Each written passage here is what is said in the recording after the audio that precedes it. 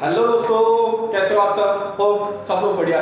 तो दोस्तों, आज हम नया चैप्टर लेके आए हैं इकोनॉमिक रिफॉर्म्स सिंस 1991 और इसको दूसरा नाम भी बोल सकते हैं न्यू इंडियन इकोनॉमिक पॉलिसीज। ठीक है, तो पहले हम देखते हैं कि न्यू इंडियन इकोनॉमिक पॉलिसीज और इकोनॉमिक रिफॉर्म्स है क्या। ठीक है, देखो economic reforms refer to set economic policies direct to accelerate the pace and growth development. ठीक है, यानी कि कोई भी कंट्री अगर इकोनॉमिक्स रिफॉर्म यानी कि अपनी पॉलिसीज को चेंज करता है तो डायरेक्टली किस चीज के लिए? अपनी ग्रोथ और डेवलपमेंट के लिए। ठीक है, तो क्या कर यहाँ पर यही देखने को मिला। ठीक है, क्या किस चीज के लिए कोई भी कंट्री क्या करता है? पॉलिसीज बनाता है किस चीज के लिए? अपनी कंट्री के ग्रोथ और डेवलपमेंट के लिए। ठीक है, तो हम ये जानेंगे कि इंडिया में जैसे ही हम 1947 में क्या हुए थे? आजाद हुए थे, हर कोई जानता है। तो उसके बाद 1991 के टाइम यानी कि 1951 से लेके मतलब जो पॉलिसीज बनाई गई थी इकोनॉमिक पॉलिसीज 1951 में, तो 1951 से लेकर 1991 यानी कि 40 साल में ऐसा क्या देखने को मिला जो हमें जरूरत पड़ी कि जो हमारी पुरानी इकोनॉमिक पॉलिसीज थी उनको चेंज करने की। ठीक है, तो उस टाइम जो हमारे जो फाइनेंस मिनिस्टर थे मिस्टर डॉक्टर मनमोहन सिंह जी जो थे, हमारे पीएम भी रह चुके हैं, तो उन्होंने टाइम क्या थे? फाइनेंस मिनिस्टर थे। तो वो लेके इस पॉलिसीज को आए थे जिसको हम बोलते हैं इकोनॉमिक रिफॉर्म सिंस 1991 और न्यू इकोनॉमिक पॉलिसी। चलिए देखते हैं हमें उसकी जरूरत क्या पड़ी, रीजन क्या पड़ा कि हमें जो एक हमारी पुरानी इकोनॉमी की जो रिफॉर्म्स मतलब नई इकोनॉमिक पॉलिसीज जो थी उसको लाने का पीछे का रीजन क्या था। सबसे पहले क्या था? देखते हैं poor performance of public sector. ठीक है, देखिए 14 मतलब 40 साल हमें आजादी को हो चुके थे। ठीक है, उसकी वजह से जो इकोनॉमिक पॉलिसीज बनाई गई थी 1951 में ताकि हम क्या करें? आगे अपने आप को ग्रोथ कर सके। लेकिन हमें एट द एंड 1991 तक हमें देखने को मिला कि जो हमारा पब्लिक सेक्टर था यानी कि गवर्नमेंट का जो सेक्टर था जहां से गवर्नमेंट की अर्निंग हुआ करती थी वो क्या था? बहुत ज्यादा पुअर परफॉर्मेंस दे रहा था। ठीक है, यानी कि इन द सेंस हम कह सकते थे वो करप्शन में जा चुका था और लेट काम हो रहा था, काम में डिले हो रहा था, जिसकी वजह से क्या हमें इकोनॉमिक पॉलिसीज में चेंज लाने की जरूरत थी। दूसरा देखने को मिलता है हमें deficit in balance of payment. देखो वैसे तो ये deficit in balance of payment जो है ये हमारा क्लास 12 में एक चैप्टर भी है, बट इसका ऐसे ही समझ लो। बैलेंस ऑफ पेमेंट को क्या बोल सकते हैं? जो एक्सपोर्ट होता है और जो इंपोर्ट होता है डोमेस्टिक कंट्री से रेस्ट ऑफ द वर्ल्ड, उसके बेसिस पे बात करते हैं। तो डेफिसिट हमें देखने को मिला कि जो हमारे फॉरेन रिजर्व्स थे, ठीक है, तो क्या हो रहा था कि हमारे इंपोर्ट जो थे वो बहुत ज्यादा हो रहे थे, यानी कि हम फॉरेन से जो मटेरियल था वो बहुत ज्यादा इंपोर्ट कर रहे थे और हमें एक्सपोर्ट कम कर रहे थे, जिसकी वजह से जो हमारा फॉरेन रिजर्व था वो बहुत ज्यादा कम हो चुका था। ठीक है, तो उसको बोलते हैं डेफिसिट ऑफ पेमेंट। तीसरा हमें इन्फ्लेशन प्रेशर। ठीक है, इन्फ्लेशन क्या होती है? महंगाई। एक ऐसा समय आ चुका था जब कि पब्लिक सेक्टर हमारा इतना बेनिफिट दे नहीं रहा था और हमारे पास जो फॉरेन रिजर्व थे वो भी क्या हो चुके थे? लगभग ऑलमोस्ट खत्म हो चुके थे, जिसकी वजह से जो हमारी इन्फ्लेशन थी, कंट्री की इन्फ्लेशन जो महंगाई थी वो अपने पीक पे आ चुकी थी। ठीक है, तो फोर्थ इसमें पॉइंट हमें क्या देखने को मिला? Foreign exchange pressure reserve. ठीक है, देखो बैलेंस ऑफ पेमेंट में जैसे मैंने बताया क्या होता था, जब ट्रेड कर रहे थे एक्सपोर्ट कम हो रहा था, इंपोर्ट बढ़ रहा था, तो जिसकी वजह से जो फॉरेन एक्सचेंज था, ठीक है, जिसकी वजह से जो फॉरेन एक्सचेंज रिजर्व था वो भी हमारा क्या हो चुका था? ऑलमोस्ट खत्म हो चुका था। ठीक है, तो इसी की वजह उसको भी हमें क्या उसी की वजह से हमें चेंज लाने की जरूरत पड़ी। ठीक है, और पांचवा क्या है? Huge burden of date.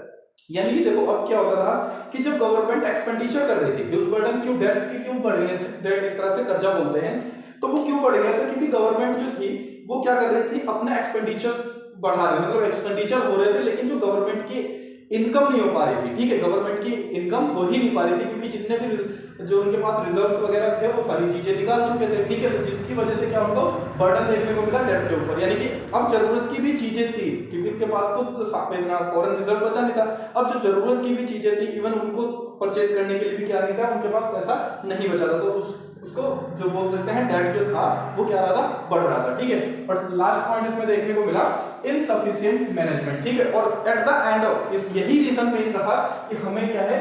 Economic reforms देखने को मिले या नई पॉलिसीज लाने की जरूरत मिली, क्योंकि इनसफिशिएंट मैनेजमेंट ये जो सारी चीजें हैं, पब्लिक सेक्टर हो गया, ठीक है, बैलेंस ऑफ पेमेंट यानी कि एक्सपोर्ट इंपोर्ट, ये सारी चीजें जो हमें हैं वो उनको सफिशिएंटली अमाउंट में जैसे उनको मतलब क्या है? मैनेजमेंट अच्छे से नहीं मिला, मतलब देख रेख नहीं मिला, यहाँ टाइम की डिले देखने को मिली।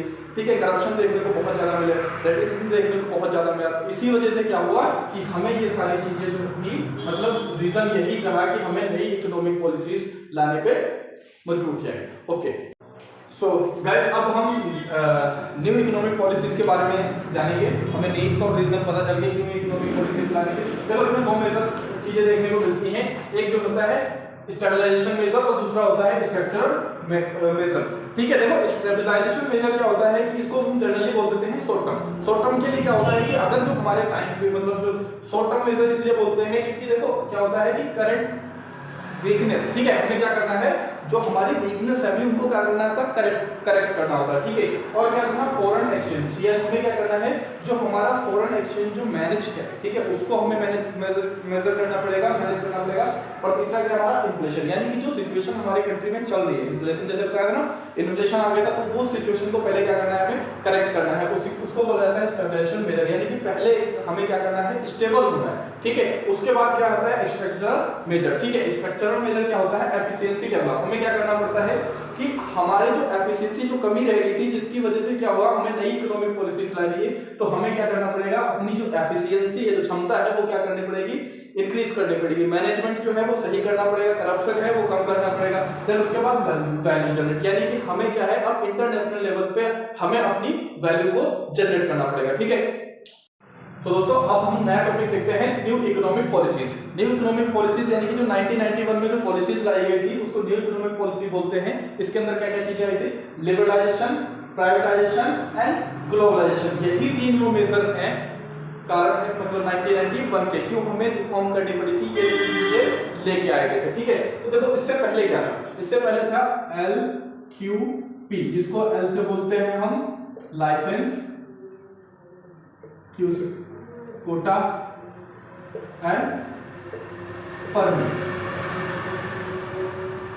ठीक है, licence and quota and permit. ठीक है, देखो इन्हीं तीनों चीजों को खत्म करके क्या लेके आ गया था, LPG, यानी कि लिबरलाइजेशन, प्राइवेटाइजेशन एंड ग्लोबलाइजेशन। अब इन तीनों चीजों को पहले देखो, लाइसेंस क्या है, लाइसेंस कि किस जब 1991 की पॉलिसी से पहले क्या था, अगर कोई भी बिजनेस सेट करना होता था या कोई इंडस्ट्रीज ओपन करनी पड़ती थी तो आपको किस चीज की जरूरत पड़ती थी, लाइसेंस की जरूरत पड़ती थी। ठीक है, और फिर उसके बाद कोटा, कोटा को समझो, कोटा क्या था, अगर हमें क्या है, अगर हमारे पास टेक्नोलॉजी अवेलेबल नहीं थी तो हमें कैपिटल गुड्स अगर फॉरेन से किसी अदर कंट्री से हमें इंपोर्ट करने पड़ते थे तो हमें क्या लेनी पड़ती थी, पहले परमिशन लेनी पड़ती थी। यानी कि जो एक तरह से हमें कोई पूरी आजादी नहीं थी कि हम अपनी मर्जी से क्या करें, कैपिटल गुड्स को इंपोर्ट कर लें। ठीक है, और तीसरा इसमें देखने को मिला जो परमिट, यानी कि किसी भी चीज को अगर हमें इंपोर्ट करना होता था या फिर हमें सेल वगैरह करना पड़ता था, एक्सपोर्ट, तो ये सारी चीजें जो परमिट वगैरह थी, ये बहुत सारी जो प्रोसेस था बहुत ज्यादा लेंदी था, जो हमें क्या है प्रॉब्लम क्रिएट कर रहा था।